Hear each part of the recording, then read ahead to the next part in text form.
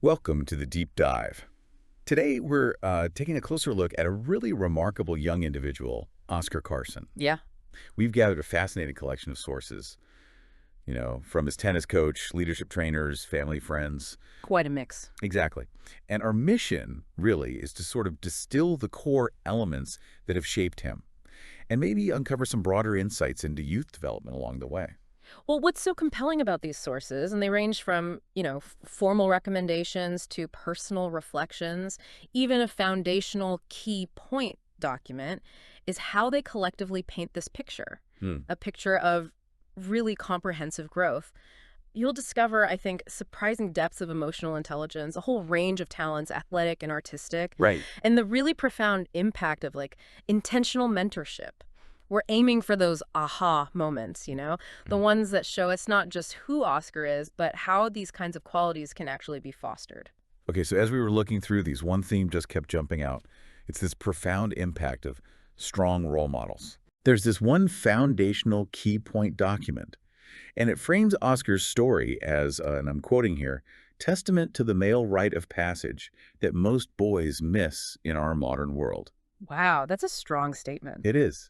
And it specifically credits his development to having right male role models, emphasizing a loving and dedicated father who brought around him great men. And this isn't just about, having people around. It seems much more deliberate, creating the supportive environment. Yeah.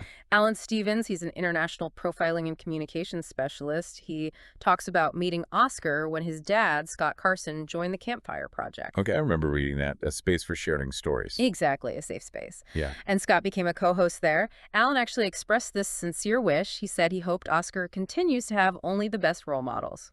It really speaks to that active choice, surrounding a young person with positive influences. And Hugh Mastrick adds another layer here. He's a company director, BOS ambassador. Right, Business of Smiles. Yeah, the Men's Mental Health Initiative.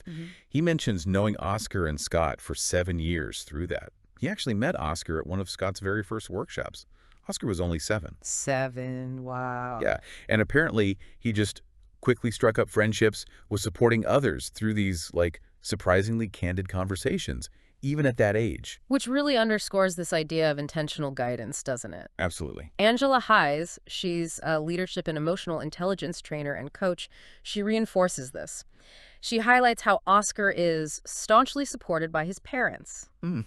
And crucially, they do not ask him to conform, but instead encourage him to fulfill his potential, follow his curiosity, and develop into the person he is meant to become. So not trying to fit him into a box. Not at all. She credits their guidance directly for helping him grow into this grounded, thoughtful young man he is. And even the tennis coach, Jason Lindemann. Yeah. He's known Oscar since, 2023? Yeah, relatively recently, but clearly made an impact. He talks about the privilege of watching Oscar grow. And he points to a specific trip to the John Newcomb Academy in Texas, September 2024. Called it a truly transformative moment for him. Right, exposure to that next level, new challenges, discipline. So with this strong foundation, this intentional guidance, it kind of makes sense that Oscar seems to have cultivated this incredibly rich inner world. Yeah, the internal landscape seems just as developed. Alan Stevens, going back to him, he offers this really vivid glimpse. He remembers when Oscar was just 9 years old. 9. And he decides to interview his own father. Right, I remember reading this. Stevens called it a perfect example of true emotional intelligence. And the first question. Well, the first question was just something else. What? Oscar comes in, 19 self-researched questions. 19. And he starts with, why, Dad, is it that you can give but can't seem to receive yourself? And 9. Exactly. And the interview apparently went deep. Overcoming struggles, respect, trust, what makes a superhero, being happy when life isn't perfect. What makes life worthwhile, giving and receiving as acts of love, lessons in hardship, legacy across generations. I mean, just huge topics. Alan called it a powerful dialogue between two generations. That image of a 9-year-old driving that kind of conversation, it really sticks with you, doesn't it? It absolutely does. It just challenges all your assumptions about what young people are thinking about, what they're capable of. And Stevens mentions this wasn't just a one-off thing either. About a year later, Oscar, his dad, and Alan met some high-level podcaster in Sydney. Oh, yeah. And apparently Oscar's maturity just shone through again. He did an on-the-spot interview, open and close the segment. Incredible. And Angela Hayes, the EI coach, she really corroborates this depth. She describes Oscar as emotionally aware, intellectually curious, and remarkably self-reflective. Self-reflective, yeah. And she mentions him possessing a level of metacognition, which is basically thinking about your own thinking. Right, understanding how you learn. Exactly. She says she rarely sees that level even in my adult coaching clients. That's quite something. That is significant. She highlights his ability to connect, approaching people with genuine curiosity, compassion, and non-judgment, and really listening with presence and intent, her assessment. His emotional intelligence is well beyond his years. And Hugh Maastricht, back at the Business of Smiles, he saw this playing out practically. How so? Well, at just 11, Oscar started operating in, like, a professional capacity within the organization. 11. Doing what? Quietly taking on admin, logistics, coordinating workshops, managing event finances, making sure attendees felt welcome. Hugh notes he demonstrated a rare blend of presence, initiative, and empathy. Presence, initiative, empathy. At 11, yeah. And there's this other bit Hugh observed showing real courage. About 6 months before that piece was written, Oscar apparently recognized his own need for support, reached out proactively, and returned with renewed focus. Wow, that level of self-awareness to know you need help and actually seek it out, that's huge. It really is. And Jason Lindemann, the tennis coach, he echoes all this talk about character, calls Oscar an outstanding young man of character, focus, and humility. Humility comes up a few times. It does. Lindemann says his attitude, consistency, and determination truly set him apart. Apparently, he listens intently, always seeks clarity. He loves to know why we do things, not just the what or how. Understanding the purpose. Right. He describes Oscar's leadership and emotional maturity that truly shine, noting he listens deeply, accepts feedback with openness, and applies himself with quiet determination. And importantly, this bit stood out to me, Oscar understands that success isn't just about trophies. It's about integrity, effort, consistency, and showing up for others. That's a really well-rounded perspective on success. So, Yeah. okay, beyond this incredible emotional intelligence and strong character, what else is in the mix? Turns out quite a lot. He seems to be a powerhouse of diverse talents and just relentless drive. Yeah, the sources definitely paint that picture. Jason Lindemann, the coach, again, he details the tennis side, playing at the highest junior club level in his region. At a junior Premier League, yeah. Selected for numerous representative teams for the Peninsula Tennis Association. And he's starting senior pennant next year, 2025, which Lindemann notes is a great achievement for his age. Definitely. But what's fascinating, as you said, is the breadth.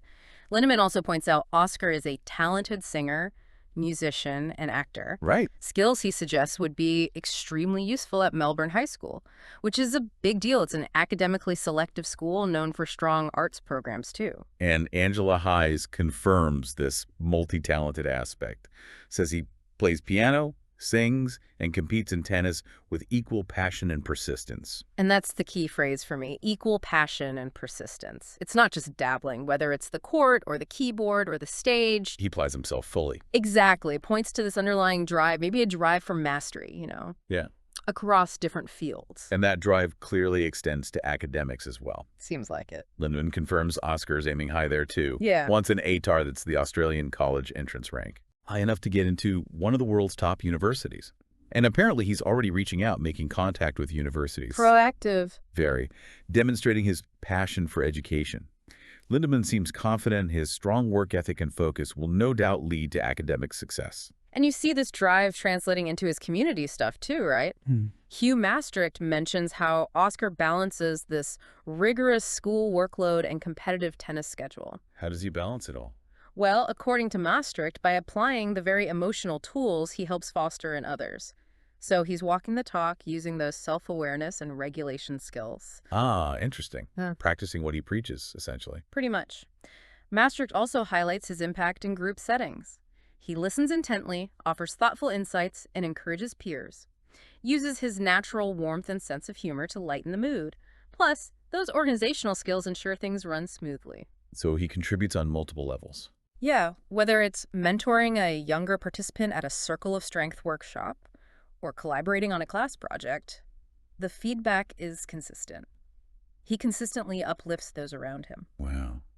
Okay, what a deep dive into Oscar Carson's world this has been. It really has. We've seen this remarkable young man whose journey seems so clearly shaped by that intentional mentorship we talked about. Yeah, the role models, the supportive structures. The extraordinary depth of emotional intelligence, for sure. And this drive, this persistence across academics, arts, athletics, Mm-hmm. it really feels like his quiet confidence, his generous spirit, that curiosity.